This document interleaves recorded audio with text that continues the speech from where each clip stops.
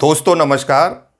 आज जिन जिन उम्मीदवारों ने आरएएस प्री 2023 का एग्ज़ाम दे दिया है उनके मन में अब एक ही प्रश्न उठ रहा होगा कि क्या हमारा इसमें सिलेक्शन हो पाएगा या नहीं हो पाएगा।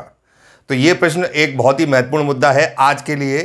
क्योंकि इसमें बहुत सारे युवा हैं जो अपने सपने को साकार करने के लिए इस परीक्षा की कई दिनों से जी तोड़ तैयारी कर रहे थे और वो इस उम्मीद में थे कि हमारा रास्ता प्री एग्ज़ाम के माध्यम से खुल जाए जिससे कि हम मेंस एग्ज़ाम दे सकें। दोस्तों, किसी भी सिविल सर्विसेज का एग्ज़ाम यूपीएससी से लेके जितने भी स्टेट में पब्लिक सर्विस कमीशन हैं उनमें जो सिंसियर बच्चे तैयारी करने वाले होते हैं उनका टारगेट कभी भी प्री एग्ज़ाम नहीं होता। वो हमेशा मेन एग्ज़ाम को ही अपना टारगेट मानते हैं। प्री तो एक माध्यम है जो उन्हें मेन तक ले जाता है। अगर आपकी भी सोच यही है तो मैं नहीं मानता कि प्री आपके लिए कोई बहुत बड़ी बाधा है। निश्चित रूप से आपका इसमें सिलेक्शन होगा। पर बहुत सारे ऐसे बच्चे होते हैं जो कन्फ्यूज़न में मतलब इस भ्रम में रहते हैं कि हम सेलेक्ट हो पाएंगे या नहीं हो पाएंगे, क्योंकि वो अपने कट ऑफ मार्क्स को लेके अश्योर नहीं होते कि वो आरपीएससी के दायरे से मैच करेगा या नहीं करेगा। तो दोस्तों, आज के इस वीडियो में हम इस मुद्दे पर महत्वपूर्ण चर्चा करने जा रहे हैं और एक संभावित आपके सामने कट ऑफ रखेंगे और पेपर का एनालिसिस रखेंगे जिससे आप अपने परफॉर्मेंस को मैच करा सकें कि क्या हम इस दायरे में आते हैं या नहीं आते और हमें आगे की तैयारी करनी चाहिए या नहीं करनी चाहिए। इस मुद्दे पे मैं आगे बढ़ूं, कुछ महत्वपूर्ण फैक्ट्स मैं आपके सामने रखना चाहता हूं आगे जाने से पहले, जिससे आपके मन में निराशा के भाव ना आए। दोस्तों, आपको पता है कि आज के समय में हर कंपटीशन बहुत टफ है क्योंकि नंबर ऑफ़ अपेयरिंग कैंडिडेट्स बहुत ज़्यादा होते हैं। आरएस का जो अभी एक आंकड़ा दिया गया था न्यूज़पेपर में, वो ये बताया गया कि लगभग 6.97 लाख उम्मीदवारों ने इस परीक्षा के लिए आवेदन किया और जब आरपीएससी ने इनके लिए विज्ञापन जारी किया तो 905 वैकेंसी के आसपास इसमें एडवर्टाइज की गई। तो अगर इसको एक रेशियो के रूप में देखें तो लगभग 770 कैंडिडेट्स में से एक का सिलेक्शन फाइनल होगा और इस फाइनल सिलेक्शन तक पहुंचने के लिए 3 स्टेज हमें पार करनी होंगी, प्री, मेंस एंड इंटरव्यू। यानी इन 3 स्टेज को पार करने के बाद हमारा सिलेक्शन फाइनल एश्योर कर पाएंगे हम।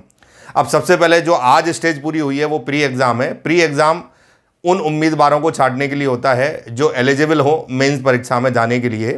तो अभी एग्जैक्ट डेटा आरपीएससी ने रिवील नहीं किया है कि कितने परसेंटेज रहा है एब्सेंट और प्रेजेंट स्टूडेंट का।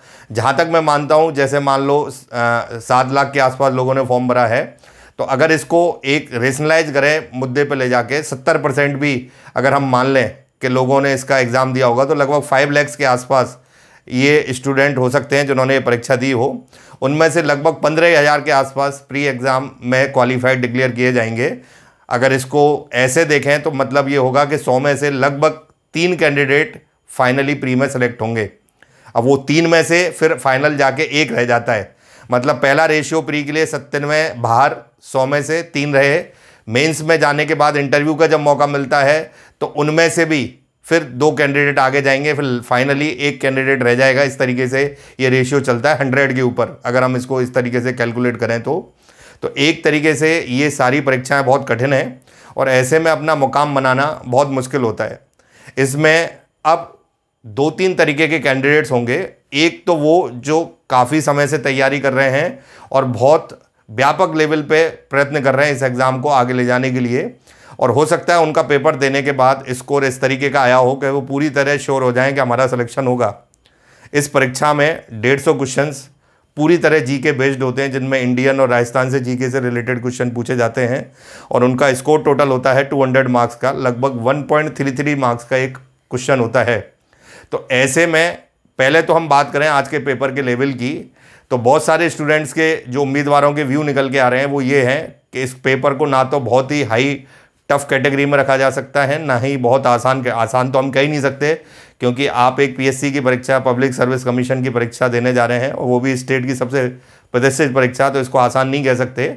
हाँ, पेपर का लेवल ईजी टू मॉडरेट, पर कुछ विद्यार्थियों के लिए मॉडरेट टू हार्ड कह सकते हैं और इसकी भी अलग अलग परिभाषाएँ हैं। किसी स्टूडेंट के इंडियन जीके में बहुत अच्छी कमांड होती है, किसी की राजस्थान में बहुत अच्छी कमांड होती है, तो ओवरऑल जो परफॉर्मेंस होता है वो एक एवरेज में आता है। तो ऐसे में हर स्टूडेंट के लिए डिफ़िकल्टी का लेवल अलग अलग हो सकता है। तो पेपर की एक जो सीधी व्याख्या मैं करूँगा, आज का जो पेपर है कैंडिडेट जो भी अपेयर हुए उनके मतों के बाद ये एक मॉडरेट पेपर था, जिसको ना तो बहुत आसान कह सकते हैं ना बहुत टफ कह सकते हैं। हाँ, कुछ उम्मीदवारों को ये ज़रूर टफ लग सकता है जिनकी एनालिटिकल एबिलिटी पूरी तरह इस पेपर से मैच ना करी हो। वो निश्चित रूप से अब आगे प्रयास करेंगे और अच्छा प्रयास करेंगे, जिससे अगली बार उन्हें निराशा ना हो। अब बात आती है, सबसे बड़ा जो प्रश्न घूम रहा है कैंडिडेट के मन में कि इसका कट ऑफ क्या रह सकता है। देखिए, इसका कट ऑफ क्या रह सकता है अगर हम पुराने ट्रेंड्स को फॉलो करें, क्योंकि एग्जैक्टनेस तो सिर्फ रिजल्ट के बाद ही दिखेगी, जो विद इन अक्टूबर आ जाएगा। और हो सकता है मेंस एग्ज़ाम की भी डिक्लेयर उस समय डेट कर दी जाए, जो शायद जनवरी फरवरी में प्रोबेबल हो। अब इसमें कई सारे फैक्टर्स काम करते हैं, जैसे यहाँ स्टेट में चुनाव है, उसके बाद ही संभव है कि मेंस का एग्ज़ाम हो। देन आफ्टर लोकसभा इलेक्शन भी हैं, तो उस समय से पहले अगर हो जाता है तो वेल एंड गुड, नहीं तो फिर ये लंबा भी जा सकता है एग्ज़ाम। तो यहाँ पे जो हम बात करें कट ऑफ की, तो जनरल का जो कट ऑफ रह सकता है 200 मार्क्स से बात कर रहा हूँ मैं, क्वेश्चन से बात नहीं कर रहा हूँ। मेरा मानना ये है, अगर सारी कैटेगरी में बात करूँ मैं, तो इसको 70 से 90 के बीच के दायरे में लेके चलें, यानी 70 मार्क्स से 90 मार्क्स के बीच में +-5 का रेशियो लेके हर कैटेगरी को बांट लीजिए। सबसे पहले हम जनरल की बात करें तो जहाँ तक मेरा मानना है 85 एक बैलेंस स्कोर है। इसके आगे पीछे 2-3 मार्क्स या 2-3 मार्क्स जैसे कम या ज़्यादा, मैं +-5 का वेटेज लेके चल रहा हूँ, यानी इसकी जो आपकी मार्क्स रेंज है वो 80 से 90 के बीच में हो गई। इतना करने के बाद आप मान सकते हैं, अगर 85 से प्लस हैं तो एक थोड़ा पॉजिटिव अप्रोच ले सकते हैं कि सिलेक्शन हो जाएगा। इसके बाद बात करें हम ओबीसी की कट ऑफ की, तो ये थोड़ा सा एक डिफ़िकल्ट लेवल पर रहती है, क्योंकि पिछली बार ऐसा हुआ था रिजल्ट डिक्लेयर करते समय कि जनरल से भी ज़्यादा कट ऑफ चली गई थी। बाद में कोर्ट केस होने के बाद जिन स्टूडेंट के 85 मार्क्स तक थे उनको अलाउ कर दिया गया था। तो मैं ये मानता हूँ जनरल और ओबीसी के कट ऑफ में बहुत बड़ा अंतर नहीं रहने वाला है। जो रेशियो मैंने जनरल के लिए बताया वो ओबीसी के भी रह सकता है। इसके बाद हम बात करते हैं अगली कैटेगरी में, जो ईडब्ल्यूएस हो सकती है। उसमें 80 से 85 के बीच का ब्रैकेट काम कर सकता है, या 80-85 के बीच में जो रहेगा प्रोबेबली वो सिलेक्शन ले सकता है। देन आफ्टर फिर कैटेगरी आती है एमबीसी, एससी, एसटी। तो इनका जो स्कोर का वेटेज रहेगा वो 70 से 80 के बीच में रहेगा, अलग अलग कैटेगरी के ऊपर डिपेंड करता है। तो अगर आप एमबीसी, एससी, एसटी में हैं और 70 से 80 के बीच में कोई स्कोर बन रहा है आपका, तो आप एक होप लेके चल सकते हैं कि सिलेक्शन हो जाएगा। जनरल, ओबीसी और ईडब्ल्यूएस में तो 80 से 90 के ब्रैकेट में अगर आप हैं तो आप ये होप लेके चल सकते हैं कि हमें मेंस की तैयारी चालू कर देनी चाहिए।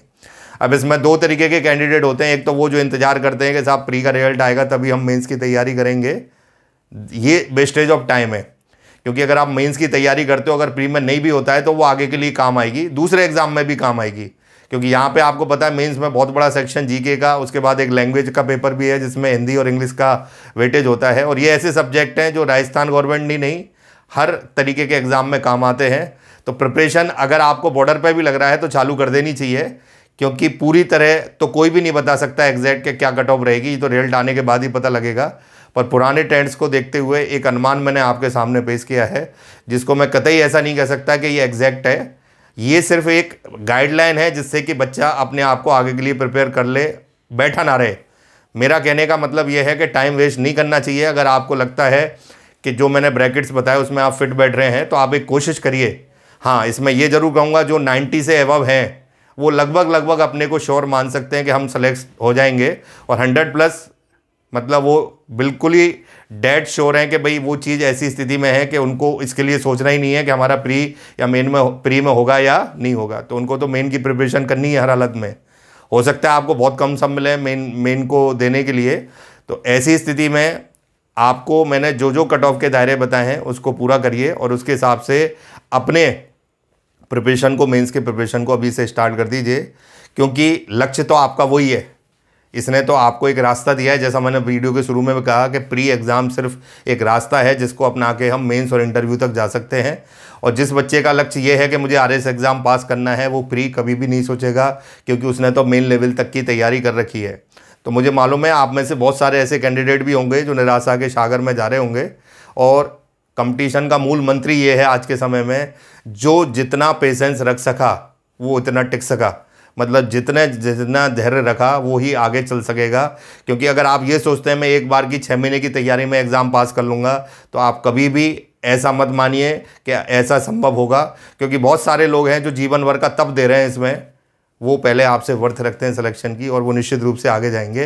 तो आप भी अपने आप को तपाइए, उस लेवल तक लेके आइए जहाँ से आपकी सफलता में आपको डाउट ना रहे, डाउट सब हट जाए, कन्फ्यूज़न हट जाए और आप श्योर की ओर आ जाएं। तो दोस्तों, ये मेरा पूरा एक एनालिसिस था आज के पेपर के बारे में।